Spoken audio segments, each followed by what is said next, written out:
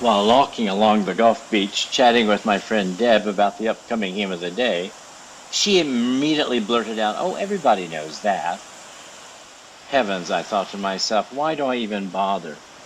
But for those who may not know the story, and especially the tragic story of the composer's end, our hymn of the day is When Peace Like a River, also known It Is Well With My Soul.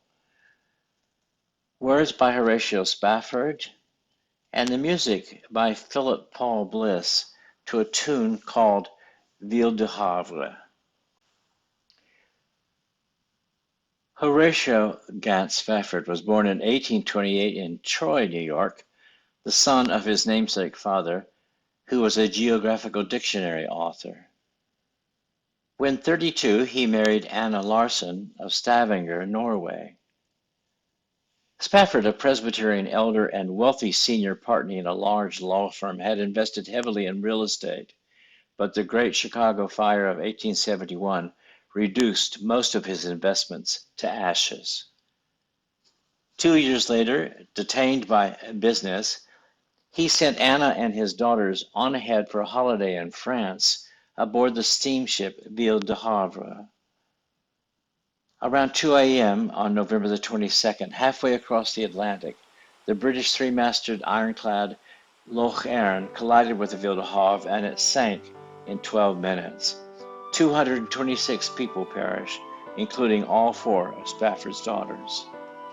Anna had survived, telegraphing him, "Saved alone, what shall I do?" And Spafford set sail. It was on this journey to pick his wife up that he penned the words.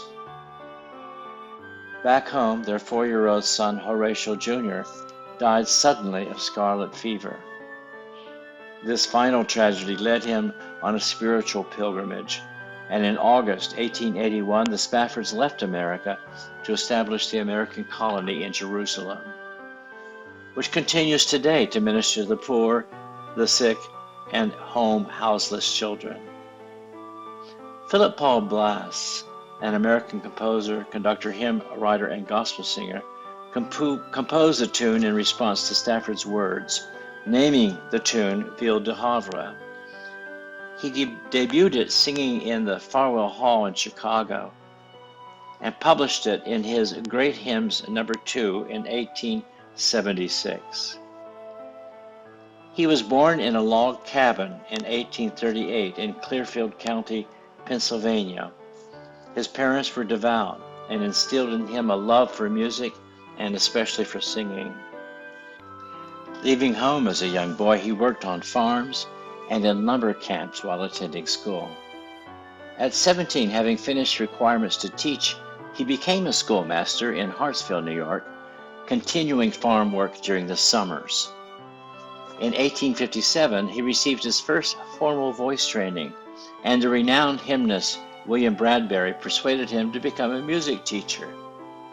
Having sold his first musical composition, which was for flute, he took up an appointment in Rome Academy, Pennsylvania in 1858. There he met Lucy Young, who came from a musical family as well and encouraged his development. They were married on June 1st in 1859. In 1864, at the urging of the Chicago evangelist Dwight Moody, he became a singing evangelist, an itinerant music teacher, making house calls on horseback during the winter. Thanks to the largesse of Lucy's grandmother, he was able to attend the Normal Academy of Music in Genesco, New York. An outspoken abolitionist, in 1864 he served as a lieutenant during the American Civil War with the 149th Pennsylvania Regiment. For the last 2 years of his life, Bliss traveled, leading music at revival meetings in the Midwest and South.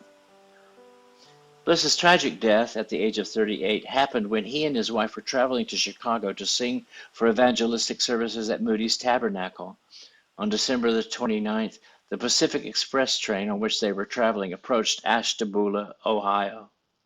When the train was nearly across the bridge, it collapsed, and the carriages fell 70 feet into a frozen river below. Passengers died, crushed in the wreckage, drowned, or burned as fire consumed the wreck. The worst rail disaster of the 19th century, It became known as the Ashtabula River Railroad disaster.